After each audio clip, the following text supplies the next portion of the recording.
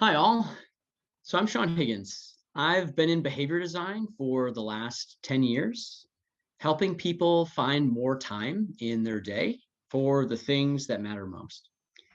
And what I'm really excited to share with you all here today is about where our 25th hour is going today and some tactical tips that we can all use to get a little bit more time for those things that can move us forward. To kick it off, think about yesterday. It's Friday, a good day, probably, hopefully for most. What were the things that you were up to? Did you get a chance to see some friends in a socially distant way? Were you able to connect with family members on Skype? Did you go for a walk out in nature? Whatever the things that you probably thought of, notice how you didn't think of survival activities. You probably didn't remember drinking that glass of water. You may also probably not remember having that shower or bath or whatever it might have been. You also probably didn't think of sleep, as important as it is. We focus and find a lot of meaning in our personal time, the time that we have each day for ourselves. That's the time where we truly get to be ourselves and do different things. Our personal time has been changing dramatically over the last 13 years. And probably not unsurprising, but the top spot where our personal time goes, our free time goes in a given day is this guy. And that's well before the pandemic. All the way back in 2007, 32% of free time in the US was time on device. 10 years later, that number had eclipsed 90%. So if you weren't sleeping, if you weren't at work, 90% of your day wound up on devices. But while our time on device has gone up and up and up, our satisfaction with what we do with that time, it actually went down during the same 10-year stretch. Today, we spent 3 times the amount of our time on device on things that make us feel less productive and less happy. It's a race to the bottom for our attention, for our time. Now, these are all stats before the pandemic. We conducted research on a group of 10,000 traditional undergrad college students around where they were spending their time pre and post pandemic. We're already working with them. And we noticed a massive jump in these types of apps, the social media side, Netflix, not unsurprising, but the biggest winner of the whole thing was TikTok. If you were a student that had TikTok on your phone going into the pandemic, we found that your usage was up by 300% come early April. And so it's no surprise that devices are really good at helping capture our attention and our time. And for a lot of folks, they can be a great escape, especially when there's not other things to be doing.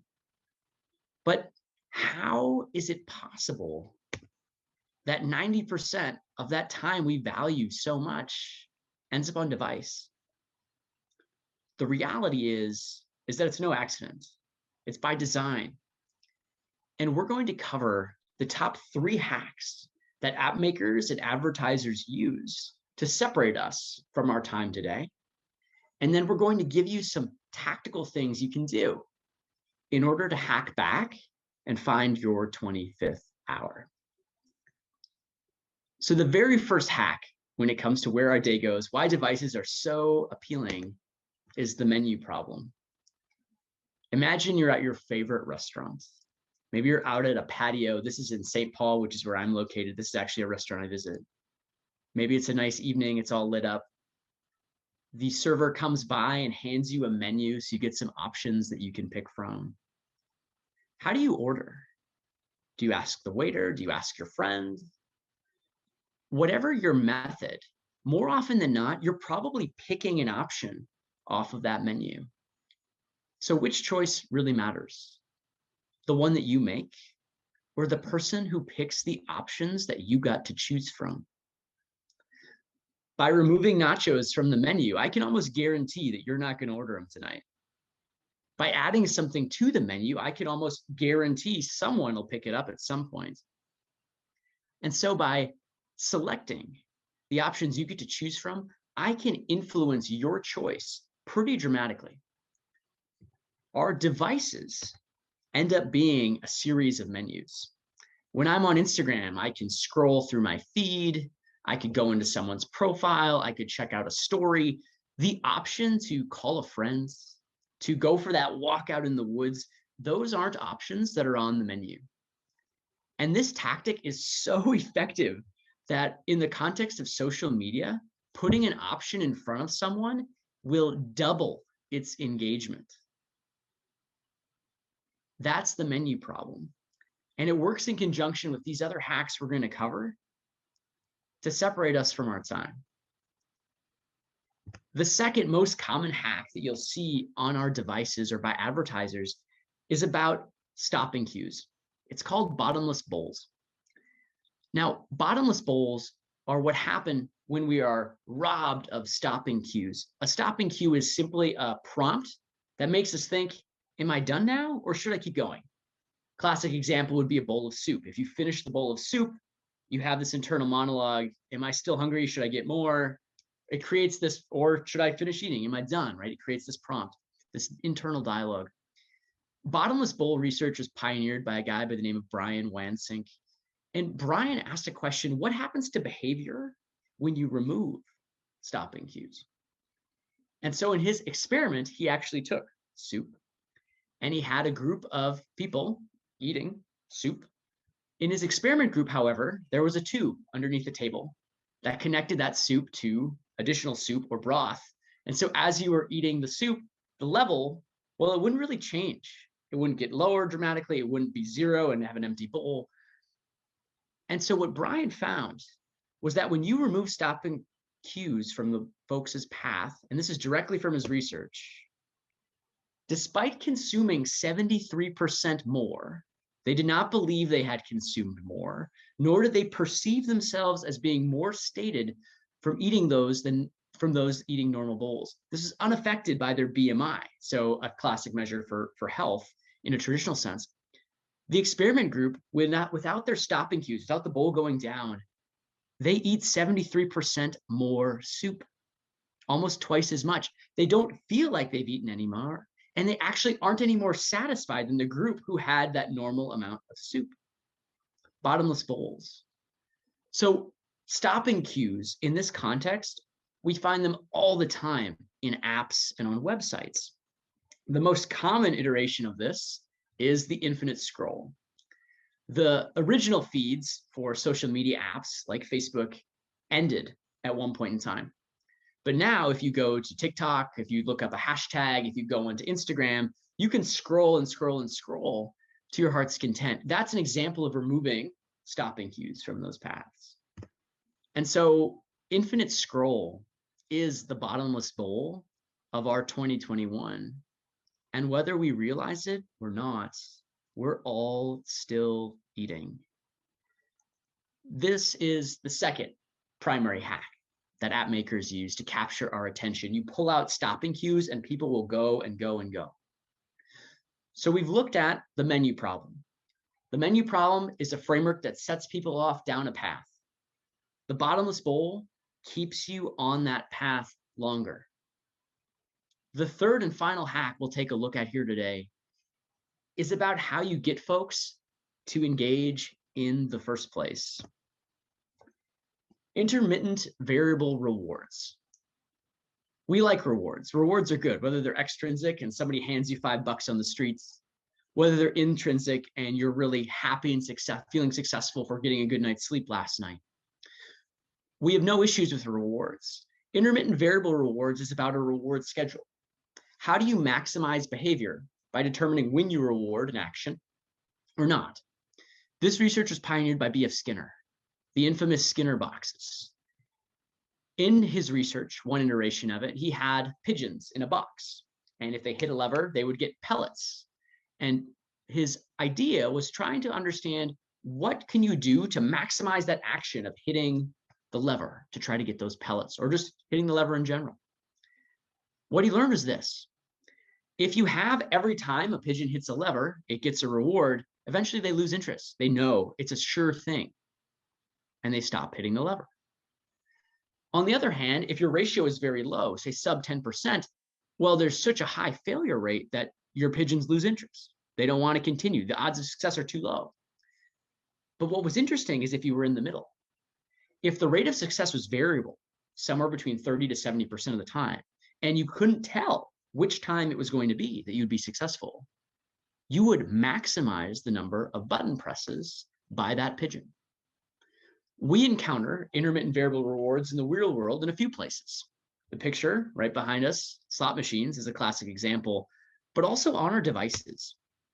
Every single time we get a notification and we click on it, we are pulling the lever of the slot machine. Did I get a good notification? Was it a friend who had something important for me to say, or was it just a notification to update an app? Every time you get a badge around an app on your phone, just like the one shown here, it's the same thing. Is it important, or is it something that's just kind of more maintenance? And you might be thinking at this juncture, Sean, we're people, we're not pigeons. Are you sure this kind of stuff will work on us?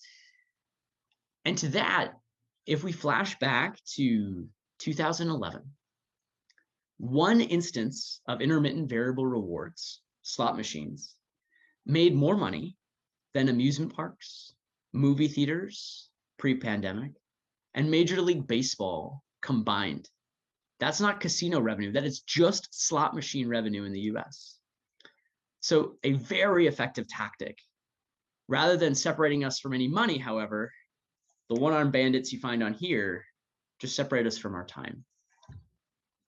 Those are the three most common hacks that you'll find on your device or on a website that advertisers and app makers use to be very good and intentional about capturing our time. Thankfully, now that you know about those three hacks, there's some very tactical things you can do to find your 25th hour. The very first thing is changing your defaults. Having an option in front of you in a social media context doubled its likelihood you were going to pick it. Now that you know that, you can change the defaults of your own life. Think about the main screen you have on your phone. The default screen, whatever apps you have on there, are so important. From this piece, move any apps that you are having trouble with into a separate folder, push them off somewhere else. Prioritize apps you want to spend more time in. Maybe it is an app like FaceTime or trying to call a friend. Maybe it's something around learning a language like Duolingo. We pick up our phones on average over 80 times a day, but over half of those pickups are under 15 seconds. So the things that you put on your home screen end up being the paths that you start from. So if you can start from a path that you want to pursue, you're more likely to spend your time on your relationships, on learning, on those things that matter to you. That's the first thing you can do. Change some of those defaults, specifically on your phone main page. It might seem like such a small thing, but with 80 pickups a day and 365 days a year, it adds up. Next, we'll talk about stopping cues. We saw our stopping cues get robbed with our infinite scrolls. You can actually, through a tactic called habit stacking, you could make anything that you do regularly a stopping cue. Habit stacking is the act of taking an action right after something you're already doing. It's the easiest way to add new behavior to your routine. After the dishwasher stops running, I will pause Netflix and empty the dishwasher, right? There's something else that's already happening. The dishes are already being done. I'm using that as a cue to change a behavior. After I brush my teeth, I'm going to put my phone on do not disturb mode and leave it charging in a separate room. Again, I'm using something I'm doing every day, brushing my teeth, as that trigger to perform another action. And these can also enable you to introduce stopping cues into your day. Don't depend on app makers to have them for you, because long ago we learned that it's in our best interest to remove them. It maximizes time on page, it maximizes ad revenue. You don't need that. You can add them into your own path through this method of habit stacking. Last but not least, you've got distraction blocking. Sometimes people take this to mean we need to block notifications or delete apps that are troublesome. That's not the answer. Removing TikTok from your phone is probably not the answer. The answer is finding a way to spend your time on the things that you care about. And so distraction blocking is a tactic of setting aside time each day for your distractions. Rather than going cold turkey on Instagram or deleting your account, have 20 minutes in your day where all you do is Instagram, and that's it. Because the time that we intend to waste is not the same as wasted time. You're still being intentional. And so with these approaches and these tactics, you're better equipped to find more minutes or hours in your day for the things that really matter. And in the work that I get to do, the easiest way to help someone be that person they want to see in the mirror tomorrow is by helping them find a little bit more time today. Thanks so much.